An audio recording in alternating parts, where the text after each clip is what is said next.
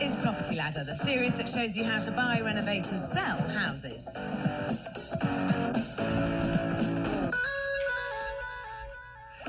This week we're in the mid-Sussex commuter town of Burgess Hill near Brighton to meet amateur property developers Nicola Tolton and Gareth Piggott. Last year they renovated and sold this house, making them a grand profit of £45,000. They have now been bitten by the bug and have decided to invest this cash in another project that they hope will take them towards mortgage-free living. We're doing the project so we can become mortgage-free. Yeah, more freedom. Freedom to do what we want to do. Rather than be a wage slave. Yeah, a slave to the mortgage. Their hopes for mortgage-free living rest with this 3-bedroom detached family house. The property is structurally sound, although it needs total modernisation and new central heating. They've moved in and given themselves just 6 months to develop this property and sell it on for a huge profit. So this is it? Yep, fantastic. Well, it will be. So how much did you actually buy the house for? 220,000. And how much are you planning on spending on it? 25,000. So that will be a total investment of 245,000. Yes. And how much do you hope that you'll resell it for? We're hoping for 295 to 300,000. Trying to see a 50,000 profit. Gareth and Nicola bought the property for £220,000. They plan to spend £25,000 on all the renovations and hope to sell it for £295,000, making them a grand profit of £50,000 before professional fees and taxes. Great, well, let's see around the site. Okay.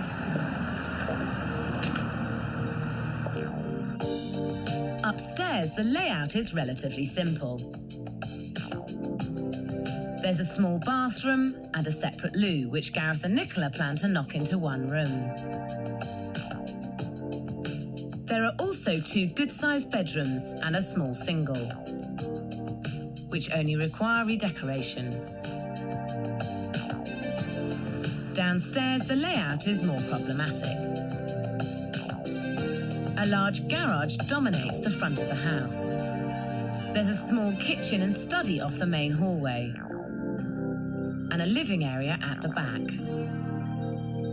To the rear of the property is a good-sized garden, which just needs a simple tidy-up.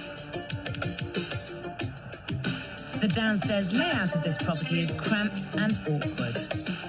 The kitchen is small and grubby, and the living area is long and narrow. In order for Gareth and Nicola to make their investment in this property worthwhile, it's crucial that they address this problem. So what's the plan in here? In here, which is currently the kitchen, that's going to be utility room and downstairs toilet. In here, we're planning to basically, well, we're actually going to be extending out the back about the width of this. Well, effectively the same size as this whole part here is going to be put on the back of the house. And the idea is to take the doors out and actually have it all open planned. That there is going to become the kitchen. This here will be either living room or dining room. And the new structure there will be completely lounge.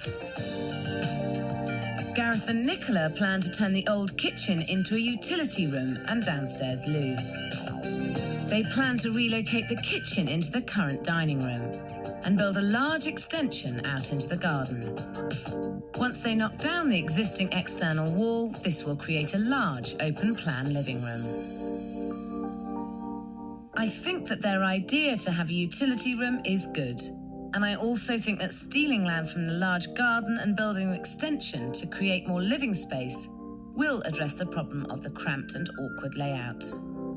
But I do have a concern.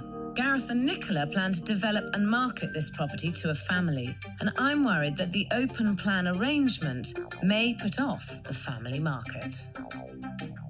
I just think that the open plan idea just creates a lot more flexibility within the living space. My only concern is that from my experience of people who have children, actually too much open plan living is not necessarily a good thing, and they actually like somewhere to kind of shut the children's toys and mess away. What you have to do is second guess what people want and make it the way they want it.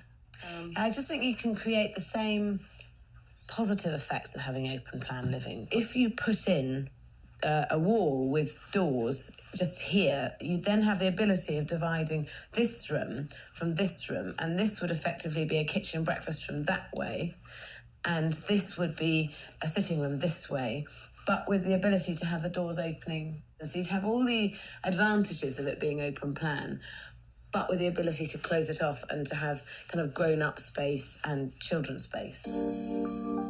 I think that Gareth and Nicola's idea for an extension is great, but rather than keeping it all open plan, I think they should build an inexpensive stud wall and use large doors to divide the space. This means that whoever buys the house will have the option of keeping the entire layout open or closing the doors and having some private spaces.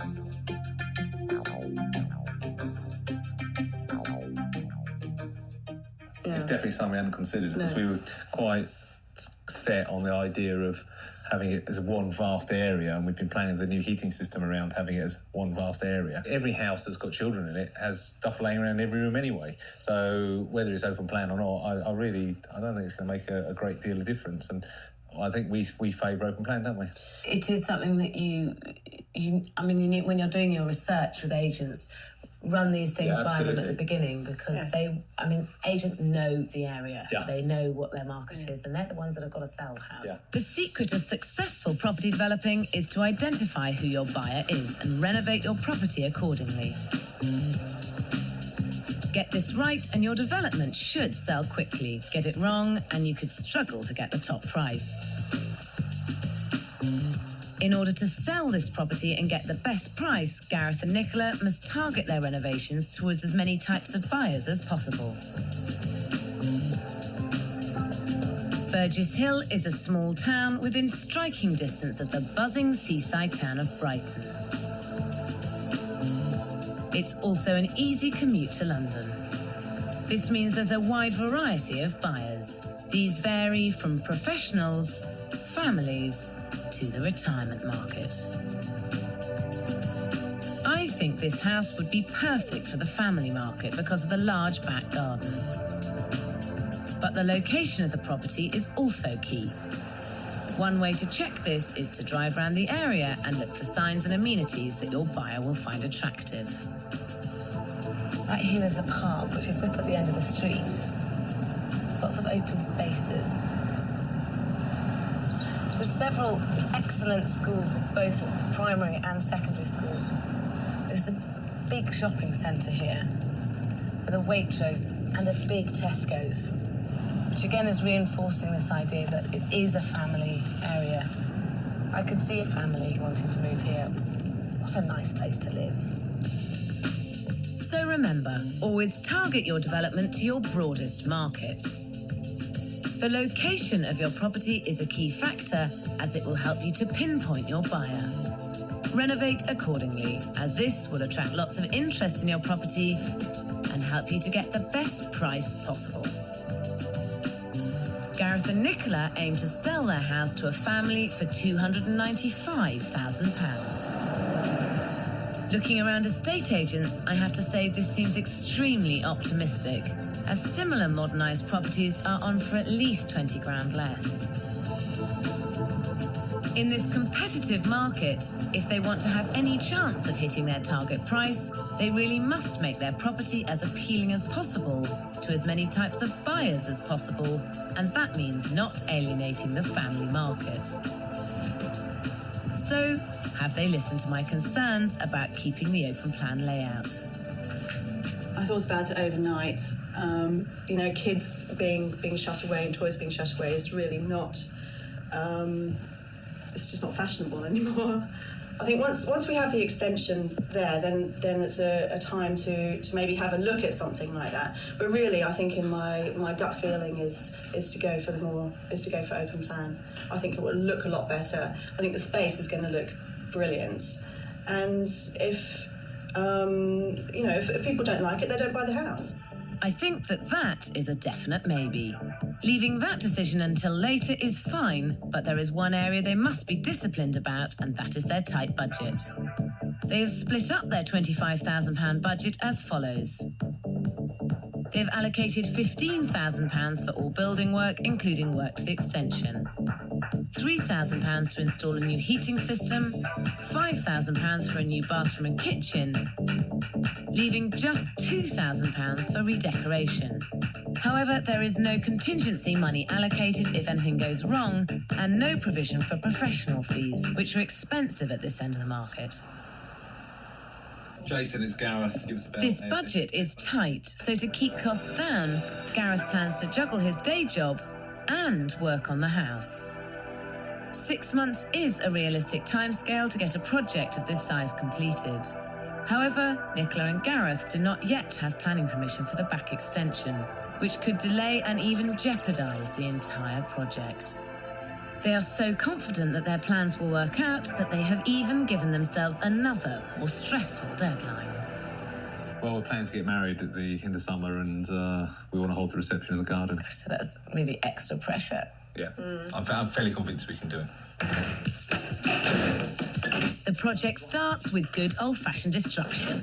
The danger is when you take down cupboards that other people have put up, you don't know what you're going to find. There you are, there rests my case. Are those your pink lacy knickers? Not my size. Out come the old wardrobes, and down comes the wall in between the bathroom and the loo.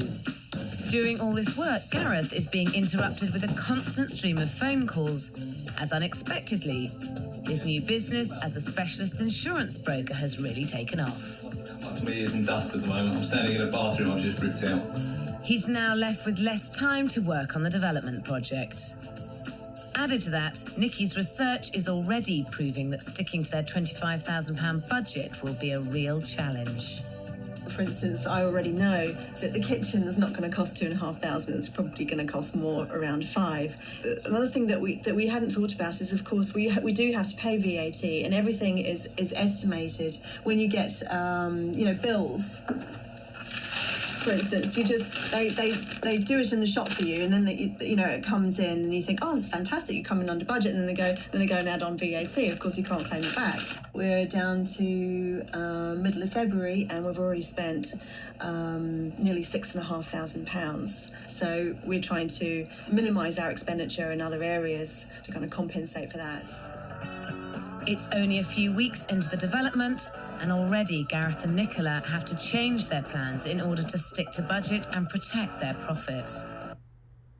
Amateur property developers Gareth Piggott and Nicola Tolton are now 1 month into developing this 3-bedroom detached house in Burgess Hill, which they plan to sell on, making them a 50 grand profit.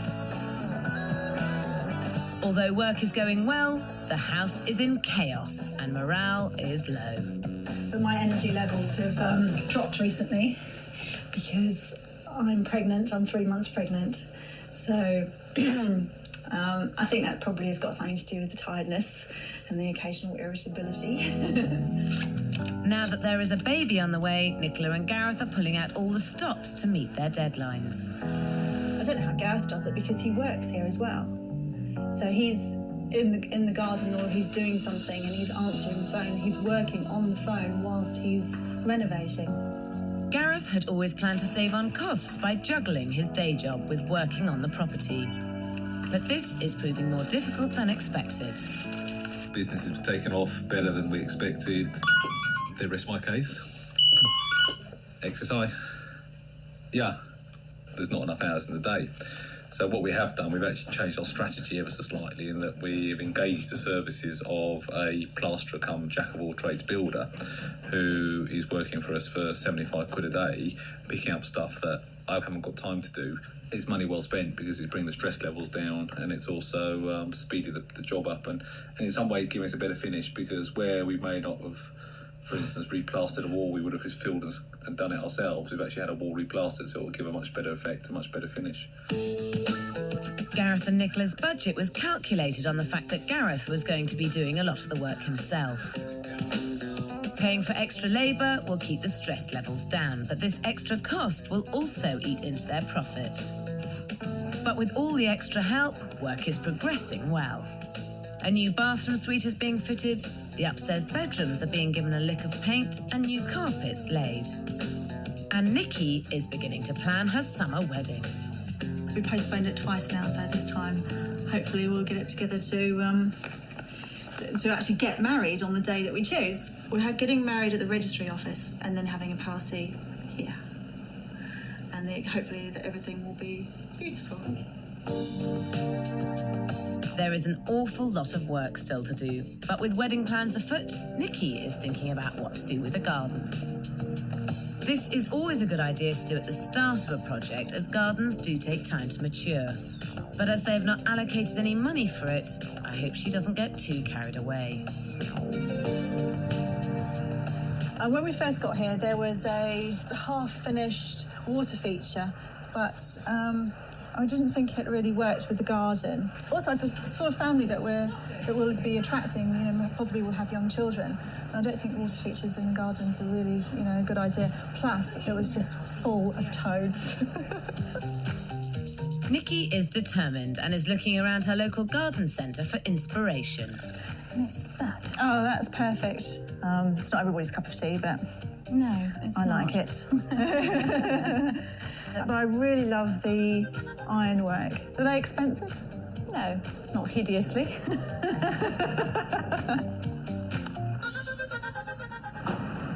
They are now pressing ahead with their plans to move the kitchen into the living area, despite the fact they still don't have their planning permission for their new extension. But to keep on schedule, they can't wait and must choose and order their new kitchen immediately. And this means a shopping trip. I like that one. Really like that. It's very dark, isn't it? Cherry. Yeah. So this is really the sort of kitchen that you're looking for. Yes. They like this contemporary style, but I don't think this dark cherry kitchen is right for the family market. And I'm worried they're starting to get too personal about their development. Because there's this is similar, but much lighter. I personally, I'm not a great fan of light wood. I've got no real reason for saying that, other than I think it looks a bit wishy-washy. My only concern with the cherry wood kitchen is that it's quite extreme, isn't it? I don't think it's extreme. I don't think it's extreme at all. But it is a family house, isn't it? And because it's a family house, it needs to be for a family. If you were doing a warehouse in the east of London, then you could really go to town and just make your mark. And I'm worried that a cherry kitchen is maybe a bit too contemporary for a family, and maybe a little bit more, something that was a little bit more neutral might actually appeal more to your buyer. Nikki and Gareth should be thinking about their family market and be considering colours and styles that won't date, because it means that the kitchen will stand the test of time and not have to be replaced for many years. However, they seem stuck on the idea of the cherry wood kitchen, which in itself could create another problem. You really need the floor to match. Often people forget that you have a great kitchen and you've got to put something on the floor, and that makes a massive difference to how the kitchen units look. Yeah, but you can play with colours Styles. and textures. I think it's quite dangerous. I think you should really bear that in mind before you choose the kitchen. Nicola and Gareth have decided to tackle the flooring problem later on, and they're going ahead with their dream cherry wood kitchen, even though it's costing them a small fortune. This is extremely risky because they still have to get that all-important planning permission for the new extension. Thank you. In principle, adding an extension to this property will add value, because without one, the downstairs will remain cramped and awkward. An extension will add that much-needed floor space while still leaving a really good-sized garden. But to make your investment worthwhile, you must make sure that all the costs involved have been calculated correctly. This is one of the reasons why, unless you know what you're doing, property developing can be a risky business. This two-bedroom cottage in Byfield, Northamptonshire, was snapped up by some local developers. The property was sold to them without planning permission, but, like Nicola and Gareth, the developers saw the potential because the layout was cramped and awkward. They plan to steal land from the garden and extend, adding more living areas, bathrooms and bedrooms, and therefore, hopefully, adding value to the property. They waited over 7 months for planning permission, and only when it had been granted did they actually calculate the costs. They had paid so much for the property that together with the cost of the plans, they would not see any return on their investment. After all this hassle and stress, they had no choice but to sell the property as it was, at a loss. Extensions can add value to a property. Look for properties with an awkward layout on large plots of land. Always apply for planning permission as early as possible and be realistic about all the costs involved. Gareth and Nicola are being sensible about the costs of their extension. They are having a very simple design and using economical materials, which means if they're careful, they could stick to the 15 grand they've allocated for these works. It is now a whole 4 months into the 6-month development, and work has stopped while they wait for the all-important planning permission. I'm just waiting for the phone call literally any moment to say we've got the planning permission, because the council were here last week and they basically said yes, it's okay. And I'll take this. Gareth, Piggott. Oh, cool. At last, their planning permission for the extension has been granted, and work starts immediately with the digging out of the new foundations. As you can see, I mean, it's going to be quite a large, expansive area when we're finished. Obviously, you lose some of this because of the width of the walls, but that doorway that Neil's working on will end up being the doorway into the new lounge or dining room, so that at least we can isolate the kitchen from that angle. This is good news because this door will give them more flexibility within the large open plan space. And work's progressing quite nicely in here. We can probably plaster the whole room very early next week, because we take delivery of the new kitchen units, etc. on Saturday. A few days later and the extension is already taking shape. The cherry kitchen has arrived and Gareth is hard at work on its installation. This sudden flurry of activity is adding to the already chaotic household. And newly pregnant Nicola is finding living and working in the property increasingly difficult. The last couple of weeks have been really appalling. The stuff that came out the ceiling from the utility room, when that came down, it was just like a nuclear bomb, you know, it just kind of went throughout the whole house. It's for 2 weeks. I've just hated it. It's the worst time, actually. It's the worst time. I'm going to really enjoy starting the garden. But I see more trouble ahead, because Nikki and Gareth have not allocated any of their budget for the garden. Right, there's been a bit of a change of plan. What we were going to do was put a wall up here and have a toilet, but we've decided not to do that now. Several reasons. I think that the cost that it will incur, we won't be able to realise back in the sale. And I want to spend that budget on the garden. I'm afraid that Nikki is not thinking about her family market, as any family buying this house at this price will expect more than one loo. What's the main reason why you want to lose the downstairs loo, do you think? We just want to get outside and get the house finished now. And it's just another thing to do. I think that not having a downstairs loo in a family house, unless there's a very good reason, which there isn't because you can easily fit it in, would probably be a mistake. How much was your original budget for the garden? Well, we didn't really have an original budget because we saw the garden and we didn't appreciate how much work was needed. So we're going to have to spend some money on, ideally, you know, sort of landscaping it. Right, gosh. So it's not going to cost us an awful lot more. How much is it going to cost? About 2,000. It's quite a lot of money considering you hadn't actually budgeted on anything. We could just put some decking in and a bit of turf and fencing. That still probably set us back £1,000. So why not spend an extra 1,000 to make it look really good? Are you planning on having your wedding reception in the garden? Well, it's still an idea at the moment. We haven't sent out the invitations or anything like that. Because whilst I do think the garden's going to be lovely, I'm not sure it's completely necessary for the house.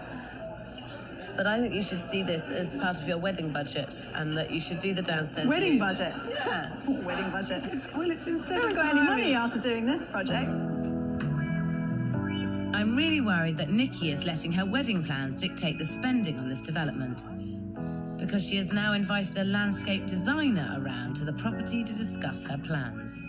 This is the main plan, and this is an artistic impression, so you can get a good feel for what it's going to look like. Okay. So if we start down here, large lawn where the children can play, with the hedge on the far side, and a planting in this area where there's a lot of sun. So you've now got basically 3 gardens: the terrace, the lawn, and the secret garden at the back. Great. Let's get started.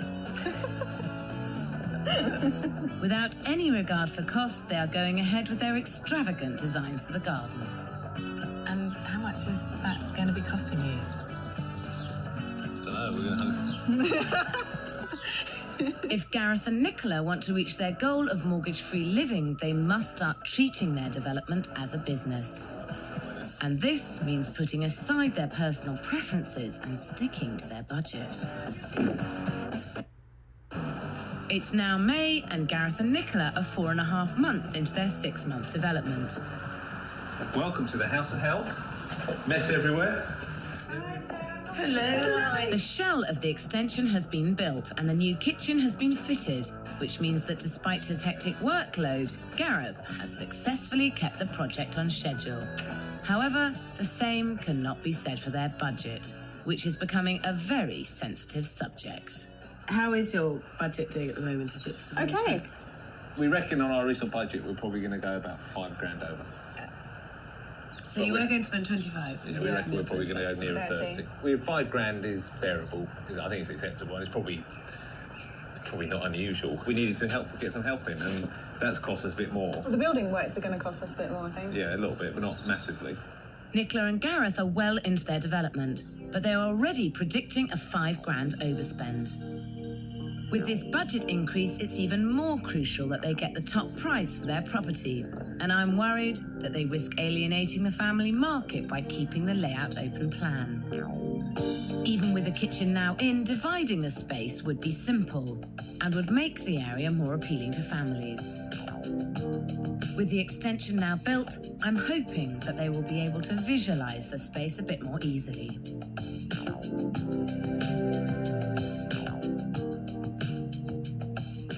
The ideal situation would have been to have the wall in like I suggested here. Do you still think that's a good idea? Yeah. You'd have double doors opening here and the same in the other room, but your kitchen breakfast room would go this way. Does that make sense? Do you know how much those French doors are each? Double doors. Yeah. But you wouldn't have to have glazed ones, you see. You have to have glazed ones because you're letting the light in. If we're going that way, you could just have solid doors. We're committed to what we're doing now, aren't we? So, because the kitchen's in. Yes. So we are playing with the space now. So you want to say shut up? Yeah, don't you? basically. Gareth and Nicola are making the wrong decision here because they are limiting their potential market. They are making the mistake of getting too personal. They have already let their hearts rule their heads and have chosen an expensive and cutting-edge kitchen that I don't think is right for the family market. This has now presented them with another tricky problem. And what are you doing with the floor? Don't know. I still want to go for wood. There's going to be a lot of wood in the kitchen, so I don't want it to clash with the doors. So it's going to have to be a particular colour, I think. Yeah. It's difficult. It's difficult because the obvious thing with the worktop would be to go darker. It looks light at the moment because there's no roof on the extension, but as soon as the roof goes on the extension, it's not going to be light like this at all, and actually it's going to be really quite dark in here. Yeah. I'm sure you'll find a good solution to it. We will come up with a solution. We need to get some people round, really. We need to. We need to see some. We need to go and see. We haven't even actually seen any flooring. With the open plan layout, the floor will dominate the entire space, so it's crucial that they choose the right one. I'm hoping that a look around a nearby show home will provide them with the right inspiration. Professional developers often employ experienced interior designers to help create a feel and look for a property. As a result, show homes are a good source of ideas when it comes to decorating your development. The point of really coming here is to see little elements of what they've done.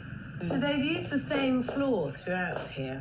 Yeah, but it's very close colour to the units as well, so there's no always the same differentiation, is there? colour. It's kind of a bit anemic.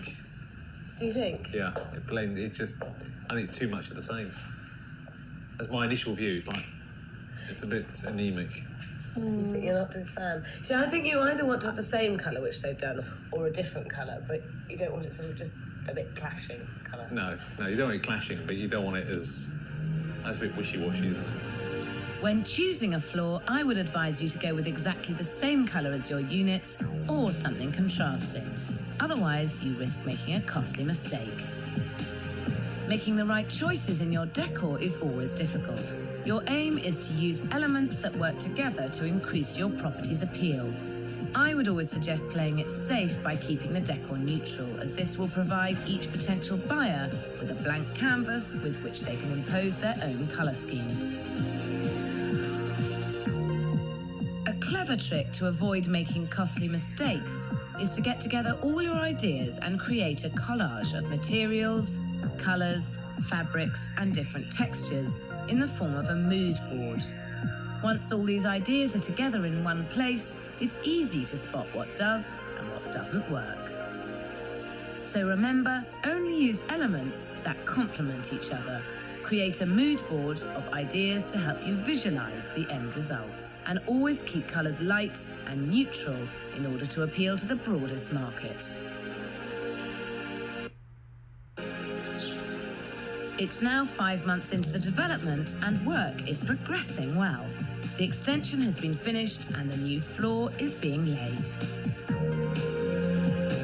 This is all well and good, but in order to get the top price for this property, I strongly feel that Nicola and Gareth should be installing a downstairs toilet in their new utility room. And I'm really curious to see if they've taken any of my advice. Oh, this is looking great. It's coming together. Are you going to put a loo in here? Yep. Yeah. Great. Gonna go there. It's going there. And then a wash machine and a tumble dryer? Yeah. We're just going to have shells there because we haven't got a tumble dryer. Right, but someone else could put a tumble dryer. Yeah. Great. Yeah. Excellent. Well, let's see the kitchen. Okay. This is a lovely big room, isn't it? Yeah. And the flooring, I have to say, the flooring is lovely. I'm not convinced it goes with the units. The colour is possibly quite not there, but... The sample was fine. I just thought, but the sample was like, only that big. That is one of the problems with wooden units and the flooring, because it's difficult to get them together. But I think once the room's sorted out and once it's dressed, once we've got a few bits in here and everything, I think that it will be fine. So how much does it cost for all the floor and having it fitted? £1,350. Yeah.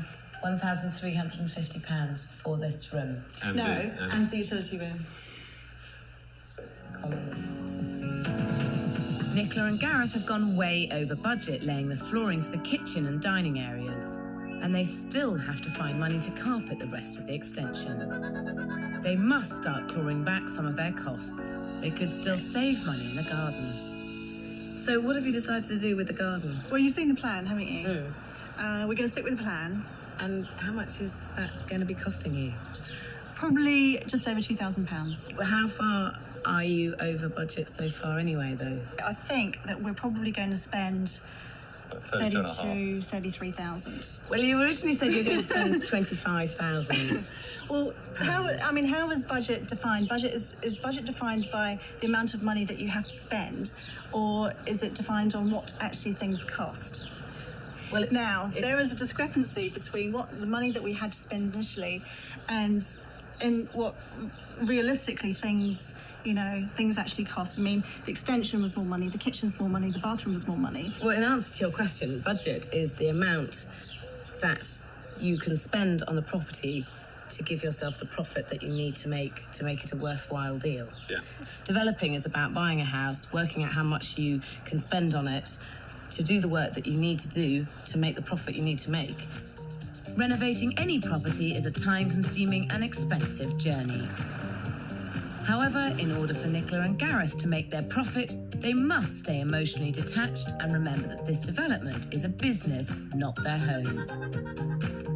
I hope Nikki will remember this as she goes shopping for curtain material. Looking for something for the extension for the lounge. Be pink, isn't it? Looking for something quite bold. Love aqua. Actually, I'm veering more towards the reds. It's difficult not to become too personal about it. That's great. Because you still got to stay quite neutral. That's lovely. You just don't want to shock. It's the more enjoyable part of doing up the house, that's for sure. Shopping. The actual fabric that has been into it. Nikki is also pouring a lot of her own personal energy into the garden. She is going for an extravagant patio that will be great for barbecues and parties, and a secluded area at the rear of the garden for more private moments. All Nikki's extra touches will make the house look great and much more homely, but they are expensive and won't add any more value to the property. I hope that Nikki and Gareth will rein in their budget, otherwise I'm worried they won't make their profit. We're still going to make 50,000. I am sure that we're still going to make a profit. It's now early August and Nicola and Gareth's property is finally finished. It's all come out as planned, really. In fact, better than anticipated, because I don't think we could have actually envisaged it coming out quite as well. It's, I did. Well, you would have, but I didn't. But it's come out brilliant. Well, that's because I'm the visionary, you're just the grafter. Yeah, that's it. Yeah. In just 7 months, Nikki and Gareth have changed this awkward and unmodernised 50s property into a Brighton modern home. Upstairs, the master bedroom has been painted a bright yellow colour. Nikki's strong sense of style means she has finished the room with bright, vivid cushions and throws. The second bedroom has been decorated in the same colour scheme, but has been presented as a child's room. These strong colours are striking, but not everybody's cup of tea. Keeping the colours more neutral would have been safer. Additionally, neither of these rooms have any wardrobes or storage space. Gareth and Nicola are currently using the third bedroom as a dressing room because it's the only bedroom with adequate storage. They should have defined this space as a proper bedroom and even used bunk beds to attract the family market. Instead, this current arrangement gives the impression that the house has only 2 usable bedrooms, which in this competitive market is a mistake. The original bathroom and loo have been knocked into one, and a new white suite and shower have been installed. Nikki has chosen to decorate it in a bright lime green and dark wood floor, which again, I know will not appeal to everyone's taste. Downstairs, the old kitchen has been turned into a utility room and downstairs loo, perfect for the family market. However, I am concerned that the lack of privacy might be a problem here. The original study has been given a quick tidy up, but the most striking change is at the rear of the property. And this is it. This is the room. This is it. Isn't this fantastic? This once long and awkward area has been extended outwards and knocked through to create one large open plan space. Reminiscent of loft-style living, its sheer size gives it a real wow factor. The contemporary kitchen adds to the feel and does look very modern and stylish. The open plan area is lovely, but I'm still worried that its minimal design and lack of storage will not appeal to those buyers with children. But for a buyer with no children and an active social life, this space is perfect for large dinner parties and entertaining. The double doors out into the garden also mean that the area can be opened up even further to include the new patio and even the expensively designed garden. Gareth and Nicola's property does have a lovely feel to it, and it also has an expensive finish. But what does it cost them? You were originally hoping to spend $25,000 renovating it. How much did you actually end up spending? About 35,500. What about stamp duty and solicitor's fees when you bought it, and solicitor's fees and agent's fees when you sell it? Well, we haven't allowed for any sales costs in that figure at all. So it's about £41,000 in total, including the fees. Between 40 and 41,000, if you include all the fees, but if you want to be panicky around it. In property developing, every penny counts, and it's crucial that all sales and legal fees are included in your budget. Being realistic from the start of your project about all the costs involved will keep stress levels down and profit margins high. Gareth and Nicola went over budget in several areas. They originally budgeted £15,000 for the extension, but this rose another £1,000. They estimated £3,000 for heating, but this went up to £3,500. £5,000 was allocated for the kitchen and bathroom, but this rose to nearly £9,000. They unrealistically budgeted £2,000 for decorating, but this rose to £3,645. Another £3,500 was spent on extra labour and landscaping the garden. This brings the total to £35,708. Adding on another £5,000 for professional fees and legal costs makes their total budget almost £41,000. That's £16,000 more than they originally allocated. What's the one thing, do you think, that you've really learnt from this project? Take your time working the budget out a bit tighter. Gareth and Nicola had hoped to make £50,000 profit from this development. They'd bought the property for £220,000, but with their overspend, their total investment in the house is almost £261,000. This would mean that if they could sell the house for £295,000, they could still make a very substantial profit of £34,292. Everything now rests on getting the right price for their property. Oh, this is impressive. Yeah, sensible. Very different from around here. Oh, very nice. Nikki and Gareth are so confident about selling their house and getting their asking price that they're only getting one valuation. So how much does this estate agent think their property is now worth? I'd probably advise around the sort of 320 mark. If Nikki and Gareth can sell the house for £320,000, they stand to make a profit of £60,000. That's £25,000 more than they originally expected. This might sound impressive, but it's important to remember that this huge profit is partly down to the rise in the market. In fact, if they had not done anything at all, they would still have made £25,000 profit, just like all similar houses on their street. Everyone who's walked through the door has said, wow. And when you consider what a grotty dump it was, a relatively expensive grotty dump, but we saw the potential and we grasped it and done it, and we're really pleased. Nikki and Gareth put their property on the market the very next day at £320,000. Their estate agent wasted no time showing around a selection of potential buyers. What's the crack with that, looking out the window? Okay, let's move on. And you guys are quite funky, isn't it? This is all fully equipped. That's really nicely done, isn't it? He's almost tried to do it really modern, hasn't he? Just so nice and airy. It's a really nice size, actually, isn't it? Yeah. Right, so this is the dressing room. No, this is the this is the second bedroom. The accommodation upstairs is very small. Accommodation downstairs, yeah, not bad. He's done it quite nicely for the other parts, but not really for me. We're in the garden now, and you can hear the road roaring by outside. So I think really there's better out there.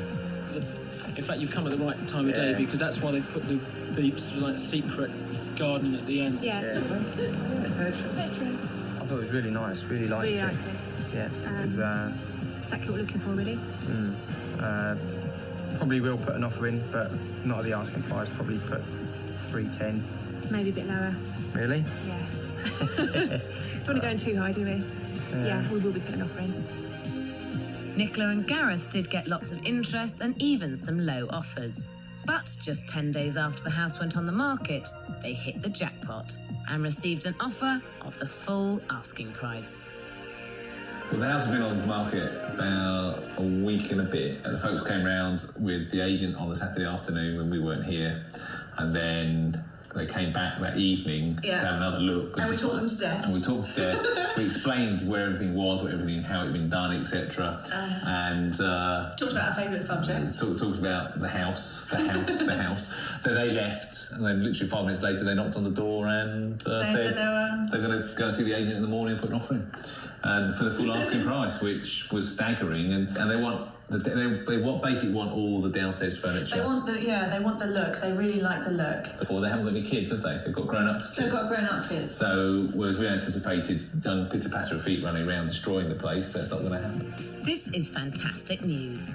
A sale at full asking price means that Nicola and Gareth will walk away with a cool 60 grand profit, which will really help them on their way to mortgage-free living.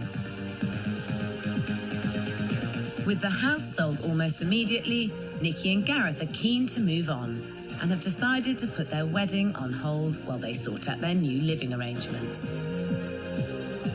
The baby's due in 11 weeks. Yeah, that gives us time to find somewhere else to live because we're going to go into rented in the short term. And then we've looked at a property today that we've put an offering on, which is a little terraced house, 2-bedroom terraced house. It would need a complete refurb, rewiring, replumbing, plastering, etc. Great little project. Basically, that is the plan. I think that Gareth and Nicola were very fortunate to find a buyer who had such similar taste to themselves. However, they took an enormous risk keeping their property open plan and not thinking about the needs of their broadest market. They also based too many of their decisions on their own personal preferences, a price which ultimately took them over budget and did affect their profit. Property developing is not a license to print money. It's a business, and like any business, you need to make a plan and stick to it. The last thing you want to do is take a gamble. Luck shone on Gareth and Nicola this time. But in a lottery like the property market, winners can just as easily be losers.